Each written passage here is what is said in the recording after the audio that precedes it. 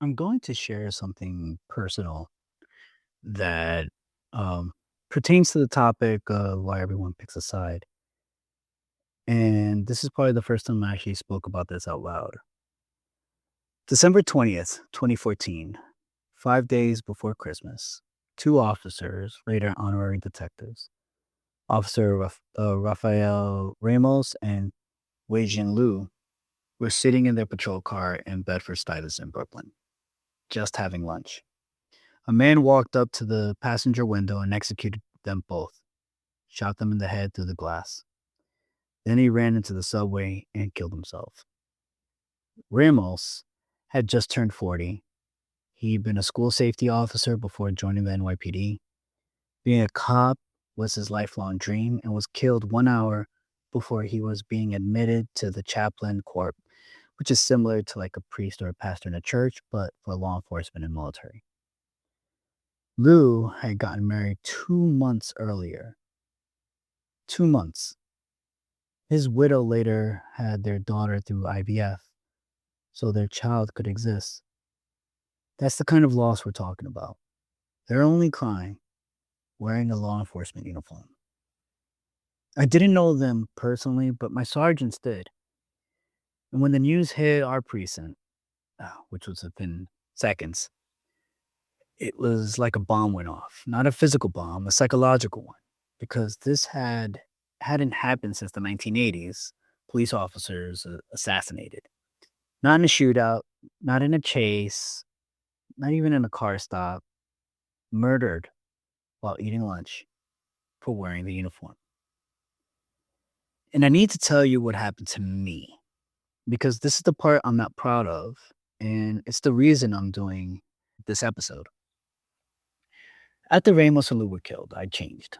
The fear and the rage rewired my brain in real time. I became aggressive on the street. I didn't let anyone get close to me or my partner. If you weren't wearing blue, if you weren't one of us, I didn't trust you. Civilians I had sworn to protect became potential threats in my eyes.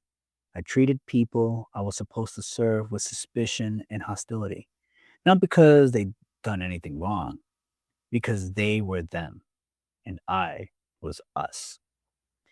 Looking back, I regret how I treated some civilians deeply, and I still remember them because what happened to me wasn't a character failure, it was biology. My brain did exactly what it was designed to do when it feels under attack.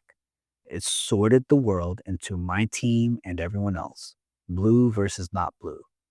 And for weeks, that sorting controlled my decisions, my behavior, and my relationships. I'm telling you this because the same thing is happening to millions of people right now. Not on the streets of Brooklyn, in their living rooms, on their phones. The war with Iran has split America into teams, pro war and anti war. And within each team, the members are getting more hostile, more certain, and more willing to treat the other side as less than human with every passing day. Not because they're bad people, because their brains are doing exactly what mine did in December 2014, sorting, defending, attacking anything that isn't us.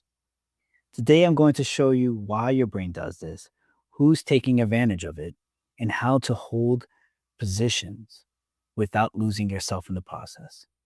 I'm Mike Aponte, also known as M.A. Aponte, and this is Thinking to Think. Before we begin, please, would really be wonderful. It costs you nothing, but it helps me tremendously. And that is if you can like and subscribe, maybe even share, I would really appreciate it. Now, onto the episode.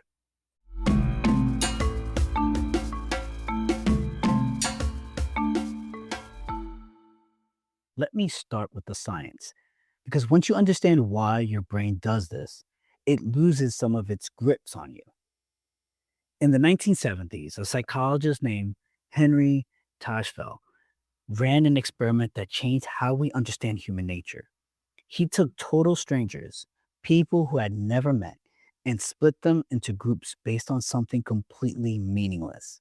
In one version, he showed them paintings by two different artists and put them on Team Klee or Team Kandinsky.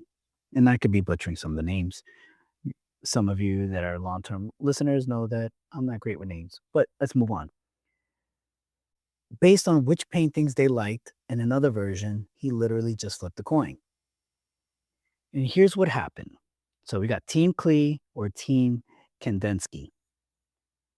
Within minutes, group members started favoring their own team. They gave more resources to their group. They rated their own team's members as more trustworthy, smarter, and more likable. And they did this knowing the groups were random, knowing there was nothing real connecting them. Researchers call this the minimum group paradigm, meaning it takes the absolute minimum amount of grouping to trigger tribal behavior. It's one of those most repeated findings in psychology, confirmed hundreds of times, and it tells us something uncomfortable.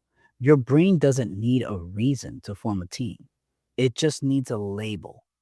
Once you have a label, Democrat, Republican, pro war, anti war, blue, red, civilian, anything, your brain automatically starts playing favorites with your group and getting suspicious of the other one. This is what happened to me after Ramos and Lou. The label blue became my whole world, and blue not as the political, but the officer blue. My my whole world, everything else. I was a thinker, an educator at heart, a person who believed in serving people, got compressed, excuse me, into one team identity, cop versus everyone else. The label ate everything. And here's the finding that should scare every American or just human for that matter. Political scientist Liliana Mason at the University of Maryland found that Americans haven't actually become that much more divided on the issues. On most actually policy questions, healthcare, immigration, education, even gun control, the average positions of Democrats and Republicans are closer than the media makes it seem. What has changed by a lot is how much we dislike the other side. Researcher calls this affective polarization. Affective meaning emotional. So it's emotional hostility toward the other party that goes way beyond disagreeing on policy. As Mason puts it, we've become only a little more divided on actual issues, but dramatically more hostile toward the people on the other side. We don't just disagree anymore, we despise. And this emotional hostility bleeds into everything. Research in the journal PNAS Nexus found that it shapes choices that seems to have nothing to do with politics. What car you buy, whether you wear a mask, what brands you support, who you go on a date with, who you'll hire. Your political team isn't just shaping your politics, it's shaping your entire life. And you might not even notice it's happening. And here's the kicker, we exaggerate how much the other side hates us. Studies consistently shows that Democrats think Republicans despise them more than the Republicans actually do, and the other way around. We're fighting a ghost, a cartoon version of the other side that lives in our heads, not in reality. But the cartoon feels real, that it drives real hostility and does real damage to real relationships. If tribal psychology is the fuel, social media is the gasoline. And here's why. Your brain is wired to pay more attention to threats than to safety. Negative content gets a stronger reaction from you than a positive content, such as this one. Content that makes you outraged, scared, or disgusted keeps you scrolling longer than content that makes you think or feel at peace. And social media algorithms, the computer programs that decide what shows up in your feed, are built to maximize how long you stay on the platform, which means They are designed to feed you content that fires up your tribal instincts. And this is why it's so important to please share this type of content. Please. Because it's not just about what I'm saying, it's about the context and saving our society from this huge divide that's occurring. The result is an outrage machine that sorts you into a team, feeds you a never ending stream of the other team at its absolute worst, and then rewards you with likes and shares when you attack them. Every platform, left, right, and center, is running this exact machine. It's not a conspiracy, it's a business model. Outrage is profitable. Careful thinking is not. This is why when you're an extreme left or an extreme right, you have more views, more likes, more shares. Research actual shows that being exposed to opposing views on social media can make you more divided, not less, because the algorithm doesn't show you the thoughtful, reasonable version of the other side. It shows you the most extreme, most outrageous version, which confirms every bad thing your tribal brain already believed about them. So you're not choosing to be tribal. You're being sorted into tribes by system designed to make money off your division. You're going along with it willingly because it feels good. Belong Belonging feels good. Having an enemy feels clarifying. Being certain feels safe. Your brain rewards all three, and the algorithms know it. And let me show you exactly how tribal psychology is playing out right now in the Iran war debate. Because if you can see the pattern, you can step outside of it. Team one, we had no choice. This team believes the strikes were necessary, justified, and long overdue. They point to Iran's nuclear program, its supports for armed groups in other countries, its government's brutality toward its own people, and the failure of decades of talking.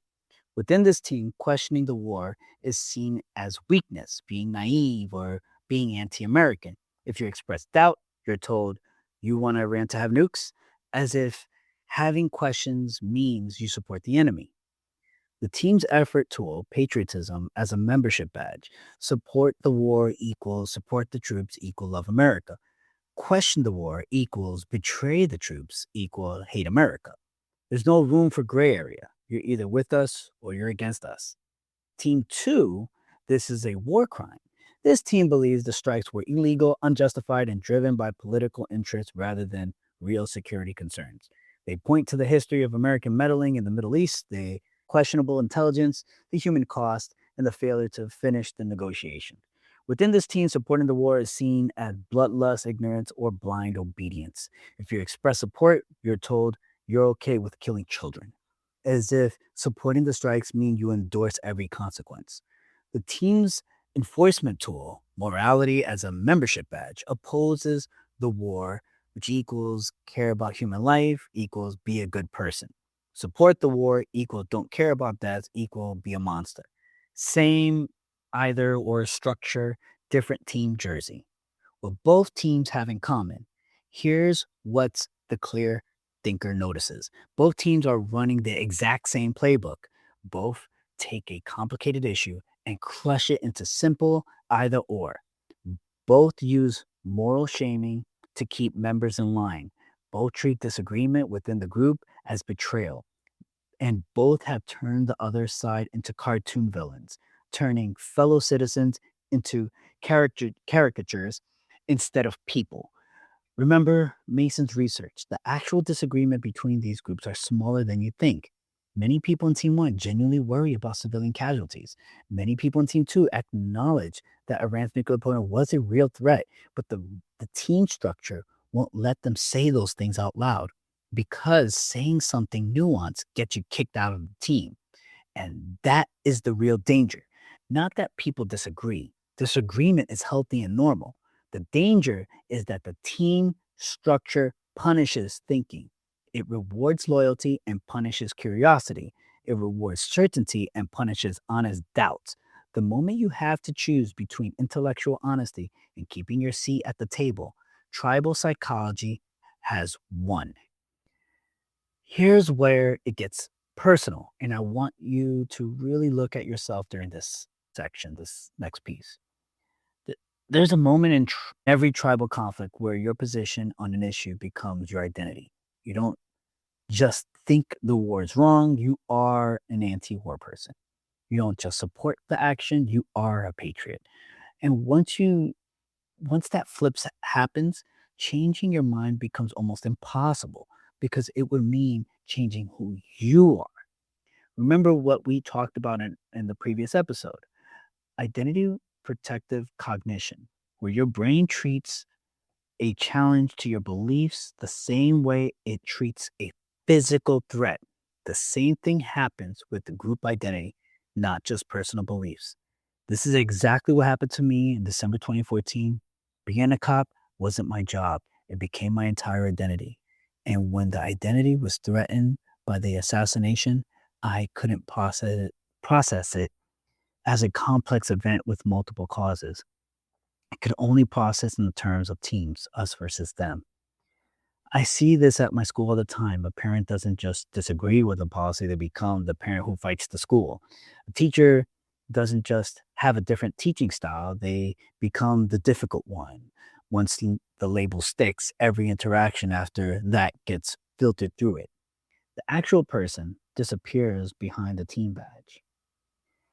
So, the fix belonging to more than one group. How do we? Research points to one of the most powerful cures for tribal thinking, belonging to multiple groups that overlap with people from the other side. Researchers call this cross cutting identities.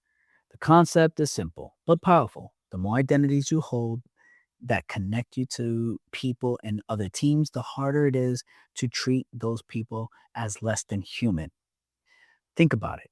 If the only thing that defines you is conservative or liberal, then everyone on the other side is a stranger. But if you also a parent, a veteran, a basketball fan, a church member, a guitar player, a gamer, a dog person, a small business owner, those identities build bridges to people who might vote differently than you, but share your love of dogs, your faith, your hustle, or your service. The problem in modern America is that our identities have collapsed onto one axis. Decades ago, you could be a Democrat who went to church, hunted, and lived in rural area, or a Republican who supported unions, cared about the environment, and lived in a city. Overlapping identities were very common. Today, our political, religious, geographical, cultural, and media identities have all lined up into two mega teams with almost no overlap. And that alignment is what makes the emotional hostility, the affective polarization, so intense. So, the personal move, actively build relationships in activities that cross team lines. Join a group where politics doesn't matter, a gym, a book club, a volunteer crew, sports league. Build friendships with people you never run into in your political or media world. Not to change their minds, just to remember that they're human. Because the moment you genuinely know someone on the other side, it becomes much harder to see them as a monster. And I want to share something from my army experience that matters here. When I was going through training between 2001 and 2006, the military was one of the most mixed environments I've ever been in. People from every background, every race, every political view, every part of the country, all wearing the same uniform, all working toward the same mission. Your team wasn't Democrat or Republican, your team was your unit. Now, it wasn't perfect. I experienced direct racism during my service. My rifle was sabotaged. I was called a slur to my face. I'm not pretending the military is some ideal world, but what I am saying is that the structure forced those overlapping identities. You had to work with people who are nothing like you. And in that forced closeness, you found shared humanity that the normal sorting of civilian life would never have allowed. That experience gave me something that's priceless ever since, the ability to see the person behind the position. To disagree with someone ideas without throwing away their humanity, it's a skill. It has to be practiced. And right now, in the middle of a war and the election season and a divided nation, it's the skill that matters the most. So, how do you participate in the world? Have opinions, take stands, care deeply about issues without falling into the tribal trap? Here's the framework I use. Rule one: your opinion is a working guess, not who you are.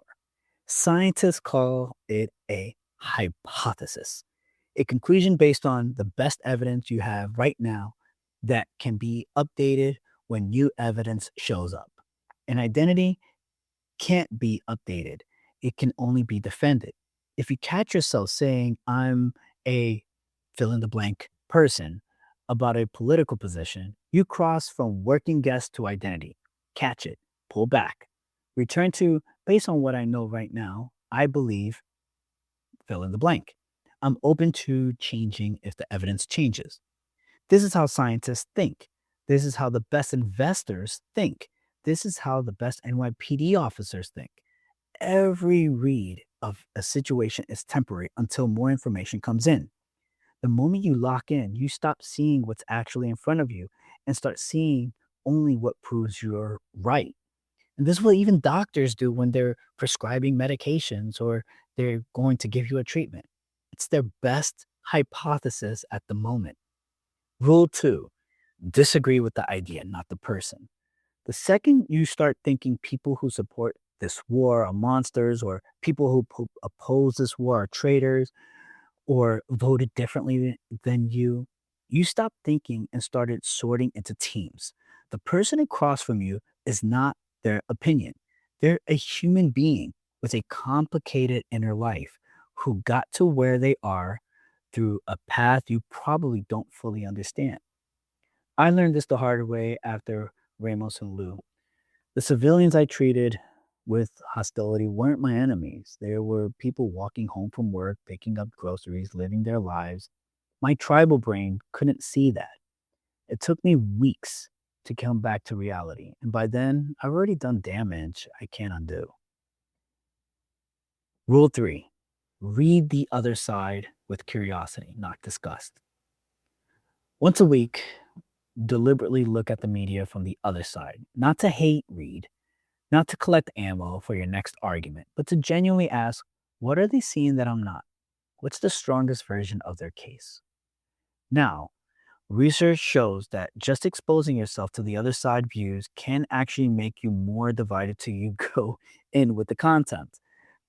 The key is your attitude. If you approach it thinking, let me see what these idiots are saying, it backfires.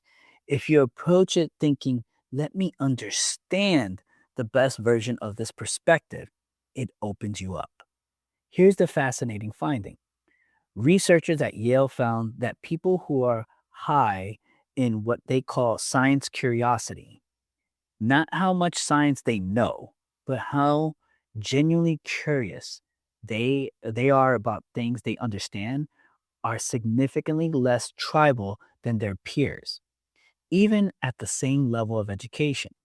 The thing that protects you from tribalism isn't how much you know, it's how interested you are in what you don't know.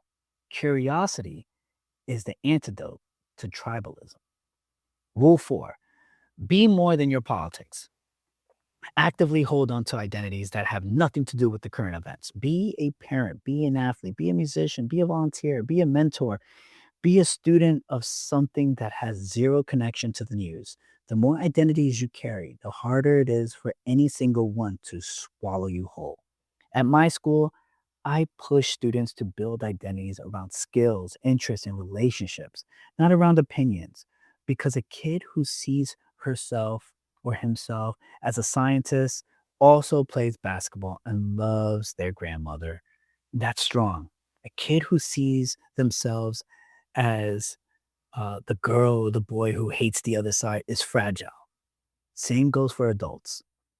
Rule five: practice both and instead of either or. Every time you catch yourself thinking in either or terms, either the war is right or it's a crime, Force yourself to use both and instead. The war may have been both a response to a real threat and an unavoidable choice. Iran's government is both brutal to its own people and a victim of decades of outside interference. The protesters are both patriotic and potentially wrong about some things. Both and doesn't mean both sides are equally right. It means real life is complicated enough to hold multiple truths at the same time. And your brain is smart enough to hold them. If you refuse to let team pressure crush them into a single simple story. Here's what I want you to do this week. Write down every group you identify with: political party, religion, job, sports team, community, family role, hobby, school, neighborhood, all of them. Now circle the ones that overlap with people who are different from you politically. Those are the cross cutting identities, the bridges between you and people who think differently. If you have fewer than three circles, you're vulnerable to being captured by one team. Deliberately invest in what those bridge identities this week. Pick one person on the other side of the war debate, someone who actually know, not on social media stranger. Ask them one question: what's your biggest concern about the situation? Then listen. Don't argue, don't correct, just hear them. And for one week, before you form an opinion about anything in the news, pause and ask, am I looking at the evidence or am I checking with my team things first? Be honest with yourself. The answer might surprise you. And finally, practice both and 3 times this week, out loud, in real conversations. I think both X and Y can be true at the same time. Watch how it changes the energy in the room. Here's what we covered today. We learned that picking teams isn't a character flaw. It's built-in feature of the human brain that kept our ancestors alive. We learned that Americans haven't actually become that much more divided on the actual issues, but we've become dramatically more hostile toward people on the other side, what researchers call affective polarization. And the hostility is being manufactured for profit by algorithms and media companies. We looked at how both the pro and anti-war camps use identical team enforcement structures. And I shared my own experience of how tribal thinking took over my brain personally after the Ramos Liu assassination and what it cost me. We learned the antidotes. Treat your opinions as working guesses, not identities. Disagree with ideas, not people. Read the other side with curiosity. Build identities that cross team lines, what researchers call cross cutting identities, and practice both and thinking. The tribal audit worksheet and both and practice guide are free on my Substack at maaponte.substack.com. Link is in the podcast notes and description. The complete series toolkit, clear protocol, hold protocol, radar method, shift method, and the tribal audit is available to paid subscribers as a bundle download. If this series has changed how you think, even a little, consider sharing at least with one person. Let them know we are more connected than we are divided if we just acknowledge these things. And also, I'm creating a Udemy course, so stay tuned for that. It will be available. Just subscribe to the Substack as well as Thinking to Think podcast, and I will be making those announcements on both those. Next week, the next episode, we are going to be going over the 24-hour rule, why your first reaction is almost always wrong. This is the episode where I'm going to tie every framework from these last few series together in one master principle. The clear protocol, the hold protocol, the radar method, the shift method, the tribe audit, they all connect to one idea that I've carried from the Army to the NYPD to Wall Street to the classroom. And it's the same 5 words my sergeant said to me on October 23rd, 2014, when he put me in that car instead of letting me run toward the sound of a 1013. Slow is smooth, smooth is fast. You don't want to miss this one. Please subscribe, ring that bell if you're listening on YouTube or some other platform that doesn't let you know when a new episode drops. Until then, hold your positions loosely, hold your humanity tightly, and keep thinking. I'm Mike Aponte, also known as M.A. Aponte, and this is Thinking to Think.